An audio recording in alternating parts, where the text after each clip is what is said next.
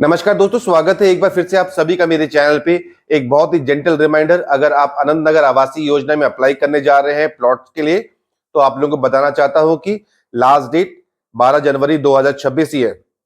तो अभी आप लोगों के पास लगभग 3 दिन के करीब है, जिसमें 12 तारीख को ये क्लोज हो जाएगा। और मुझे उम्मीद ये है कि ये 12 से थोड़ा एक्सटेंड हो जाएगा, क्योंकि संक्रांत आ रहा है और नए साल की शुरुआत हो रही है, तो प्राधिकरण को भी लगभग 7 दिन का समय इनको बढ़ाना चाहिए। बाकी और कोई रीजन नहीं है इसमें।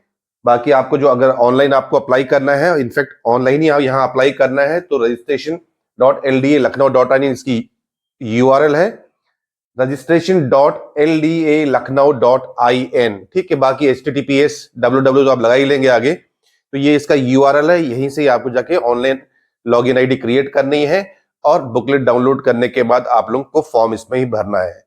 ठीक है, बहुत ही जेंटल रिमाइंडर कि 3 दिन बचे हुए हैं, आप लोग अनंत नगर आवासीय योजना के आकाश खंड में अप्लाई कर लीजिएगा। आकाश खंड में 617 है और 20 भूखंड जो है वो है आदर्श खंड में।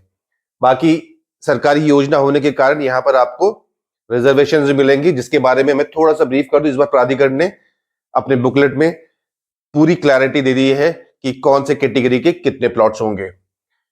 27% ओबीसी है, 2% शेड्यूल ट्राइब है, एंड एससी के लिए जो है वो है 21% की है एससी कैटेगरी के लिए। ठीक है, बाकी एमपी एमएलए के 5% है, 5% हो जाएगा serving government employ and security personnel who have completed 50 years of age, 5%, and 2% के लिए हो जाएगा अगर आप किसी विकास प्राधिकरण में है, उत्तर प्रदेश के यूपी हाउसिंग बोर्ड में है। बाकी और जो दिया है यहाँ पर लोकल गवर्नमेंट एजेंसीज, उनके लिए 2% है, और 3% आपको एक सर्विसमैन के लिए है यहाँ पर एंड देयर डिपेंडेंट्स। ठीक, बाकी आप ये देखेंगे सेक्टर, इन्होंने जो प्लॉट के नंबर ऑफ प्लॉट्स है उन्होंने पूरा डिवाइड कर दिया है। सपोज एग्जांपल लेते हैं ओबीसी के बारे में।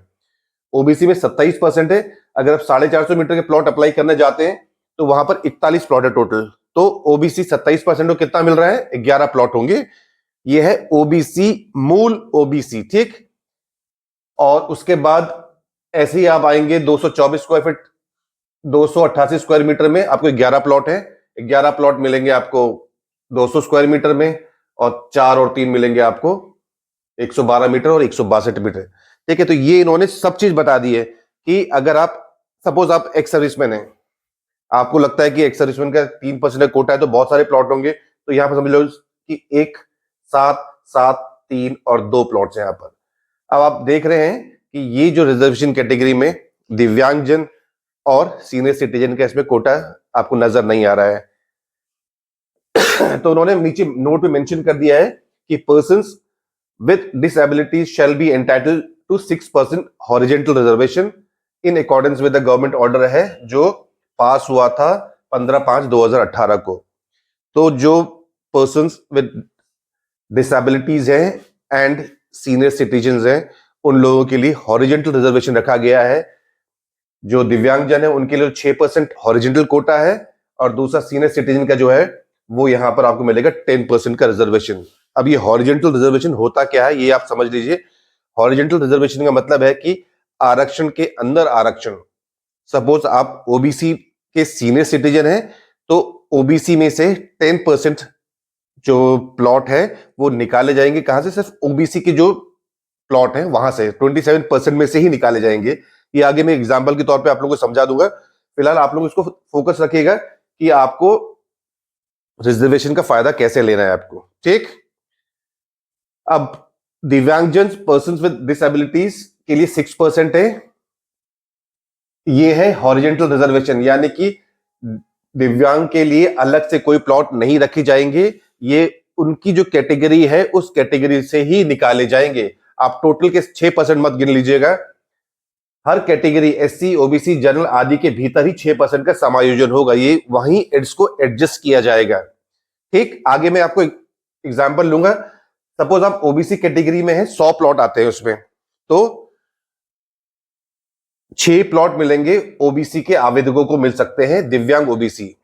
जब आप फॉर्म भरेंगे तो वहां आप ओबीसी डालेंगे, दूसरे ड्रॉप डाउन में आपको एक कैटेगरी चूज करनी होगी। आप समझ लीजिए वरिष्ठ नागरिक हो गए। वरिष्ठ नागरिक में क्या होता है कि ये जो है डेट 17/12/1999 के अकॉर्डिंगली ये दिए जा रहे हैं। इसमें कोई सेपरेट अलग से कोई कोटा नहीं होगा, ठीक है। इसका ड्रॉ भी अलग से नहीं होता है, ये आरक्षण के अंदर आरक्षण वाली कहानी है। अपनी कैटेगरी के अंदर ही आपको ड्रॉ निकाला जाएगा। यदि कोई व्यक्ति जनरल कैटेगरी है और सीनियर सिटीजन भी है तो उसे जनरल कैटेगरी ड्रॉ में ही शामिल किया जाएगा। उसको अलग से कोई सीनियर सिटीजन का कोटा नहीं है, ये भी एडजस्ट किया जाएगा जनरल कैटेगरी में से। सो जनरल कैटेगरी के सीनियर सिटीजन वरिष्ठ नागरिक होने का लाभ उसी कैटेगरी में मिलेगा आपको। 100 प्लॉट में से सपोज आपने सोचा कि 100 में से 10% यानी कि 10 प्लॉट निकाले जाएंगे सीनियर सिटीजन के लिए, ऐसा नहीं है। 10% जो जनरल कैटेगरी के प्लॉट्स बचेंगे उसमें से निकाला जाएगा। अब एक लास्ट एग्जांपल आप समझ लीजिए कि 200 वर्ग मीटर है, उसमें ओबीसी कैटेगरी के ना 60 प्लॉट्स निकलते हैं, तो सीनियर सिटीजन के 10% है, तो इसके हिसाब से कितने हो गए ये 6 प्लॉट मिलेंगे आपको। 60 में से 6 प्लॉट मिल गए आपको सीनियर सिटीजन के, ठीक। और दिव्यांगजन है तो उसमें मिलता है 6%, तो उनके लिए कितना हो गया 4 प्लॉट यहां पर रखे जाएंगे। तो हॉरिजॉन्टल रिजर्वेशन जो है वो है आरक्षण के अंदर आरक्षण।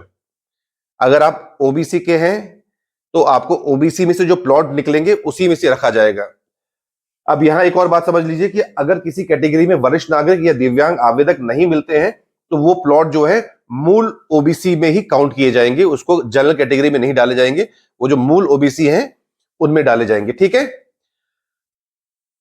ओबीसी का जो 27% है वो अपनी जगह स्थिर रहता है, इसी में से ही सारे दिव्यांगजन भी निकाले जाएंगे 27% से, इसी में से ही आपको सीनियर सिटीजन ओबीसी के निकाले जाएंगे। कैटेगरी के अंदर ही आपको रिजर्वेशन मिलेगा, ठीक है। तो ऐसी ही जानकारी आप लोगों को मिलती रहेगी अगर आप मेरे चैनल को सब्सक्राइब कर लेंगे। और ज्यादा दिन समय नहीं बचे हैं, सिर्फ और सिर्फ बचे हैं 3 दिन का समय है। आप लोग अप्लाई कर लीजिएगा, चैनल को जरूर सब्सक्राइब कर लीजिएगा और वीडियो को एक लाइक जरूर कर दीजिएगा।